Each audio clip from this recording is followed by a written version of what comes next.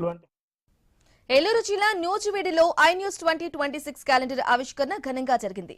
మంత్రి కొలుసు పార్థసారథి, విజయ డైరీ అధినేత Chalasani Anjaneyulu, Nuzvid Janasena incharge Burma Phanibabu, మాజీ ఏఎంసీ చైర్మన్ కాపా శ్రీనివాసరావు కలిసి క్యాలెండర్ను ఆవిష్కరించారు. అనంతరం ఐన్యూస్ కు 17వ వార్షికోత్సవ శుభాకాంక్షలు తెలిపారు. సంస్థ యాజమాన్యానికి, ప్రేక్షకులకు నూతన సంవత్సర సంక్రాంతి శుభాకాంక్షలు తెలిపారు మంత్రి పార్థసారథి.